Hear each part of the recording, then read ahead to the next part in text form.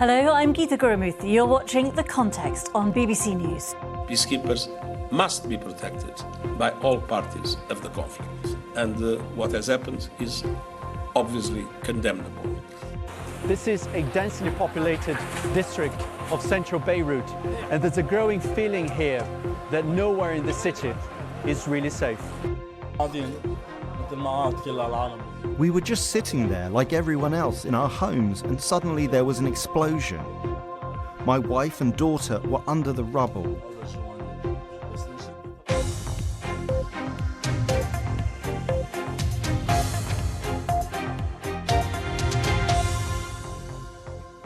Welcome to the programme, and we start with events in the Middle East. President Biden says he is asking Israel to stop firing at UN peacekeepers in Lebanon after two incidents in which UN personnel were wounded by Israeli fire. France, Italy and Spain have issued a statement condemning Israel's actions, saying they are unjustifiable. UN aid agencies are increasingly concerned about being able to deliver another round of polio vaccinations to children in Gaza. Hundreds of UN teams are on standby to start on Monday, but parts of northern Gaza are under evacuation orders. People are returning to their homes in the US state of Florida to assess the damage after Hurricane Milton tore through coastal communities, leaving at least 16 people dead. A massive clean-up operation is now underway in the affected areas. The president of the Philippines has urged other regional leaders to work quickly with China to agree on a code of conduct to govern the South China Sea. Ferdinand Marcos Jr. says his country was subjected to harassment and intimidation.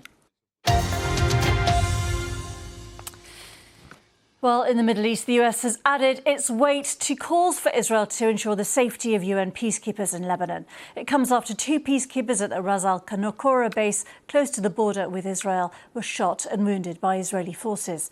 The Israeli military says it's carrying out a high-level review and insists its troops were responding to a threat. The UN says it was the second consecutive day the base came under fire from Israeli forces. The US Defence Secretary Lloyd Austin has called Israel's Defence Minister Yoav Gallant in the last hour or so, urging him to ensure the safety of unified forces and coordinate efforts to pivot from military operations to a diplomatic pathway as soon as feasible. Well, that is a reference to the UN's peacekeeping mission there. UNIFIL stands for United Nations Interim Force in Lebanon.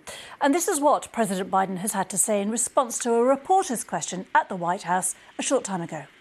Are you asking Israel to stop hitting UN peacekeepers? Absolutely, positively. The UN Secretary-General Antonio Guterres has accused Israel of violating international humanitarian law and called the incident intolerable. Take a listen. I condemn the fact that there was shooting against the UN premise, wounding two peacekeepers, which is a violation of international humanitarian law. Peacekeepers must be protected by all parties of the conflict. And what has happened is obviously condemnable. There was naturally a reaction from many sides in solidarity with the peacekeepers that were wounded and in telling Israel very clearly that this incident is intolerable and it cannot be repeated. Well, this all comes as rescuers in Beirut are still searching the rubble after Israel's deadliest attack there since the escalation of the war with Hezbollah. The Lebanese Health Ministry says 22 people were killed and 117 others were injured in the attack. The city centre strikes brought down two residential blocks, 4 and 8 stories high, respectively.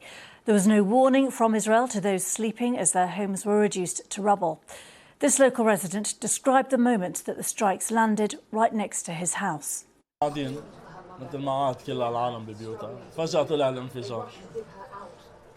were just sitting there like everyone else in our homes, and suddenly there was an explosion. My wife and daughter were under the rubble. I couldn't see anything. Everything went black. My wife was trapped there. I took her out and took her to the hospital, and now she's in the intensive care unit. Thank God, my daughter is now better. Diplomatic pressure to reach a peace deal is growing. The Lebanese government has called on the UN Security Council to vote on a resolution asking for an immediate and full ceasefire. Here's what the Prime Minister said during a televised address. We have asked the Ministry of Foreign Affairs to submit a request to the UN Security Council to take a decision for a complete and immediate ceasefire, with emphasis on the commitment of the Lebanese government to implement Resolution 1701, issued by the Security Council in all its aspects, especially its part related to the deployment of the army in southern Lebanon and strengthening its presence on the Lebanese border in a way that will improve the implementation of this resolution. Well, I'm joined by Gina Abercrombie-Winstanley, former US ambassador and senior non-resident scholar at the Atlantic Council. Thank you so much for being with us, Gina. As we look at the obvious escalation here, and everyone awaits the Israeli response to those Iranian attacks a few days ago, where do you see things heading over the next few days? Well, certainly the United States leadership is in close consultation with the Israelis about targeting, about identifying where we'll send the appropriate message to Iran without further escalation or significant damage to the international economy. That is why the nuclear facilities are considered by President Biden to be off limits, while striking oil facilities would also cause significant damage to the international community. The Israelis have made clear from the statement from the Minister of Defense when they say that it will be a strong response, but a surprising response, that a strike against other than military targets may be what is in order. When he says they won't know what happened, they'll just see the results of it. So there is some hope that those two major things, nuclear and oil, may be off the table. But whatever it is that they choose to do, it is likely to be a devastating response. What does that leave? What are the other options? Well, we have seen the Israelis with ingenuity with regard to the pagers and the walkie-talkies, although that was very controversial and some argue not within the law of armed conflict, but there could be a cyber attack. There are other ways of doing it without dropping bombs on facilities.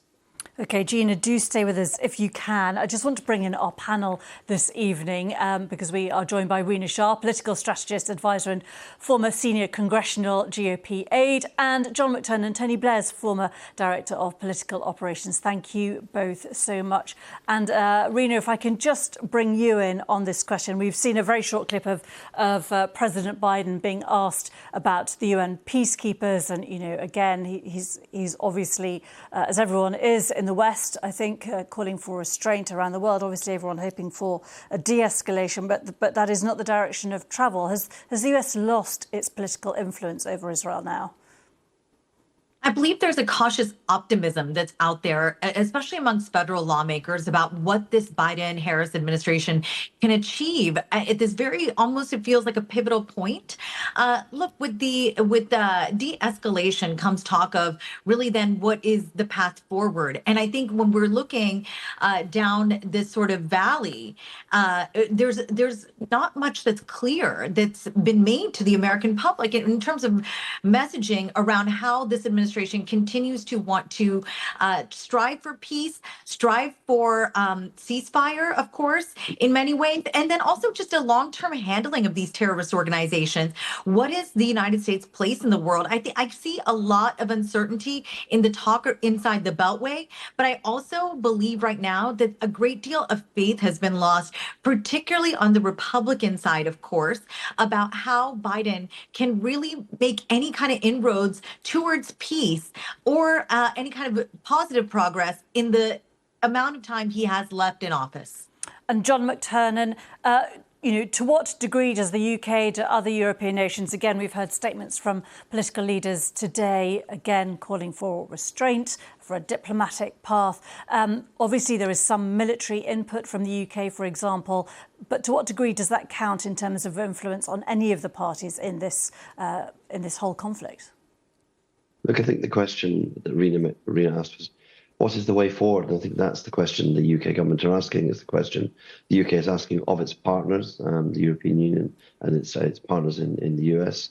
This has to be a concerted multilateral attempt because the rising tensions in the region, they threaten the worst outcomes, don't they, which is a regional conflict.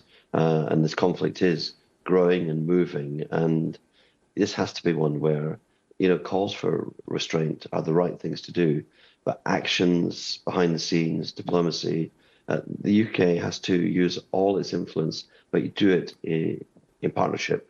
The UK on its own cannot have a big influence on the actions of Israel or the actions indeed of Iran. So I think it's rising tension is worrying for all of us in Europe and also for our partners in the US. And Gina, if I can bring you in as a formally heading the diplomatic mission to Saudi Arabia, of course, this latest crisis seemed to escalate as we were seeing a growing sort of coming together between the Saudis and Israel. The Abraham Accords, of course, were in flow. How much say do you think do Saudi and the Arab nations in the area have now in trying to bring a resolution? How much are they able to hold sway either with the Israelis, with the US, or indeed with Iran? Yeah, the challenge is, of course, is that there's very little black and white in this at this stage. We know how the conflict began, a heinous terrorist attack. We see the results of the overwhelming loss of life in the Gaza Strip, increasingly so in Lebanon, which has the international community up in arms, rightly so. Life is life. But we also know that Iran has a very tense relationship with nations in the region. Their proxy of Hezbollah is a terrorist organization. And so you've got the Saudis, the Emiratis, the Qataris, etc., struggling with this along with the United States and the rest of the international community to get a diplomatic off-ramp, but recognizing that weakening Hezbollah might in fact help the Lebanese government take over in the way that a sovereign government should have over the entire country, not just parts of it. So there is a challenge. It's a very tight rope that everyone is walking in the region, but I believe everyone, except for the Israeli government at this time, believes that that diplomatic off-ramp is the way to go. Right now, there is not political will in Israel to pursue a diplomatic off-ramp. They believe they are making sufficient and important gains with their military action. OK, Gina Abercrombie-Winstanley, so much more to ask you, but we're going to leave it there for now. I'm sure we'll be seeing you again soon. Thank you very much indeed for joining us today. Let's move on to UK politics, because here Labour marks 100 days in power this weekend after winning by a landslide in July's general election. Sir Keir Starmer was elected on the promise of change. And since then, some would describe Labour's economic strategy as short-term pain for long-term gain. Today, he's been meeting with the leaders of the devolved governments of Scotland, Wales and Northern Ireland here at a meeting in Edinburgh, along with regional mayors from across England. But opponents say there's not been much to celebrate so far, accusing Labour of being rather gloomy about the future and making some missteps.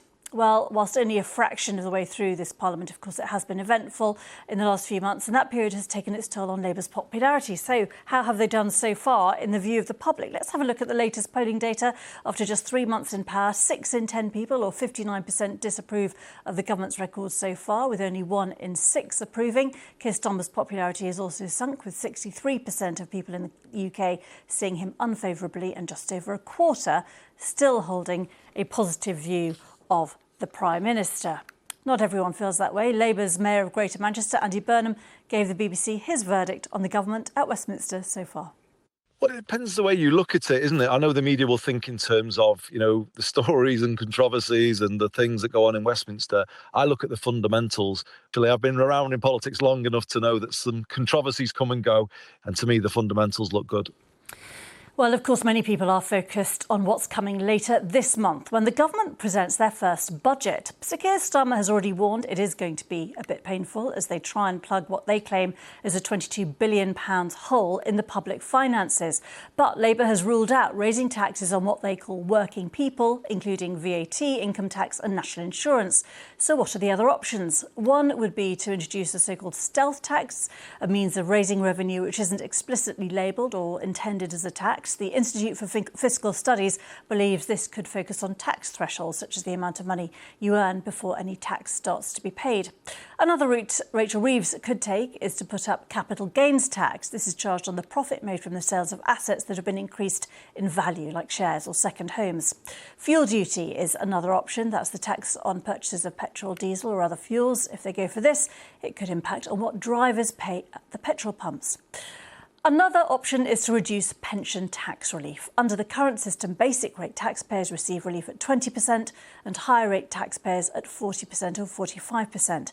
But there is speculation a flat rate could be introduced. Finally, inheritance tax. That is currently paid at a rate of 40% and is charged on the part of a deceased person's estate above a threshold of £325,000. Let's bring in our panel after all that. John McTernan, a lot to digest because it has been a busy start for the government, but a lot of focus on the investment summit that is coming up on Monday, which the government is hoping is going to bring some positive news, and of course the budget. In terms of what the signals that we're getting at the moment, there's always a lot of speculation. How painful is it going to be, the budget? Look, I think the signals are this will be a budget for growth, a budget for investment, a budget in which there'll be the capital invested and tax structures created so that others can invest capital. Because without capital, we won't get growth. We won't get the new levels of productivity required, or we won't get the growth that we need. And that has to be a really firm plank of this. But as you said, there's also been clear promises made about not raising tax on working people. And I think that is going to be kept to. And so the question is, how else do you find money if you rule out income tax, national insurance, and you rule out VAT? You're left with taxes on pensions and on property. So I think that's where the emphasis on raising revenue will be. But this will be a tightrope, a balancing act for the Chancellor, because interest rates are high, borrowing is high, and the more that you borrow in investment, the more you have to repay that through interest rates. And so there's real pressure on the budget. But the big thing the Prime Minister and the Chancellor have to show in this budget is the direction for not the first 100 days we just had, but the next 1,770 days, which is, I think, the number of days we've got until the last possible date for the next general election. There's got to be a plan for a parliament, a plan for growth, a plan for public services, and not simply a day of bad news. As Keir Starmer did say, things are going to get worse, but they need to get better after they get worse. And John, it has been an eventful week with Sue Gray, a name that lots of people in the UK came to know, possibly being forced out, and a new reset in Downing Street. Do you think they have got the right people in now, and is it going to make a difference? Because we have seen the government's popularity falling. Well, look, my heart goes out to Sue. I mean, it's a difficult job being a chief of staff. She's a great public servant, and I think she'll be sad that she wasn't able to fulfil the job of being a chief of staff. Morgan McSweeney, the campaign director, has been turned into the chief of staff as a brilliant politician, a brilliant political mind, a great strategist. And he's supported by two really strong and powerful women, Jill Cuthbertson and Vidya Alexson, as the deputy chiefs of staff. I think the new team is the team to put politics at the heart of the political project, Starmer's project, and to drive the politics through the government. I think if there's been one thing missing in the last 100 days, it's been a sense of fight, a sense of drive, a sense of political grip. I think that is now in there in number 10. I expect that plus the budget give two pillars for the government to make real progress. Yeah, that's what Labour are hoping. Of course, the Conservatives would not accept that diagnosis. I think Rina, Shah, of course, everyone always assumes that it is the economy, your standard of living, and that is the way that people often vote in elections right around the world. The US election the US economy is seen generally to have fared better than the UK. The Democrats are not necessarily getting any credit for that. A lot of talk about taxes, and that's one appeal for Donald Trump, isn't it? Well, this election here on this side of the pond is being called one that's more about personality, not policy, and not even so much the politics.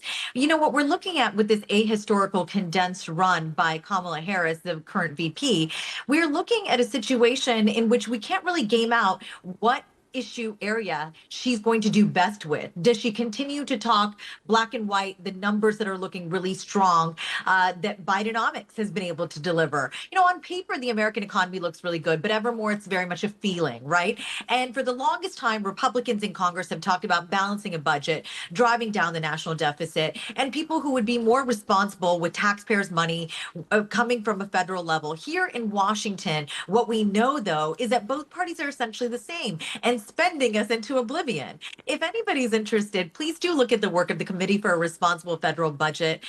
They put out some really great numbers on really what both parties have done when it comes to budget. So at the federal level, we have that. But when you're looking at, again, less than 30 days to go with a presidential election, that only happens every 4 years. We do know that people go to the voting booth on the day of the election with a sense about who is going to give them a better way of life, financially speaking, for the next 4 years. And that is what Trump is really hoping to capitalize on. He's hoping that people will take a more honest look at him when it comes to that feeling of the economy not feeling as good, as it looks on paper that the Biden-Harris administration touts every day. OK, Rina, John, for now, thank you both very much. We're going to come back to you in a few minutes. And also just to let you all know that CNN are going to host a town hall with Kamala Harris on October the 23rd. Apparently, they invited both Harris and Trump. So far, they've only heard from the Democrat nominee. Around the world and across the UK, this is BBC News.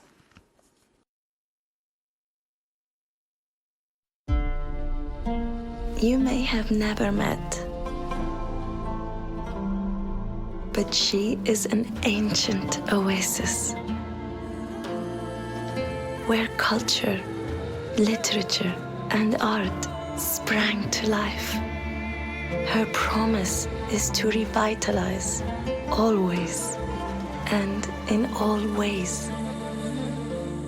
Welcome to Al-Ula. Hello, I'm Katya Adler. Over the years, I've traveled around the world covering some of the biggest news stories of our time. Now, I'm the host of The Global Story, a podcast bringing you fresh perspectives on one big news story each day of the week. Every episode, I sit with a smart and savvy BBC colleague talking about what's happening, why, and what it all means. That's The Global Story. Listen wherever you get your BBC podcasts.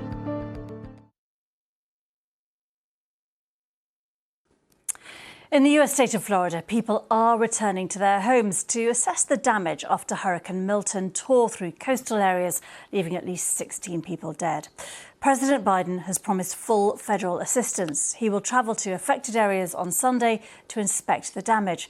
Residents in affected communities are engaged in a massive cleanup operation that could take weeks or even months. More than 2.5 million homes and businesses are without power. One resident described what that was like. We don't know how long the city, gonna take, to fix that bridge. Right now, we're out of water and electricity because, I have to go to work. I have, my car can go out. So, yeah, I think, that's how it is.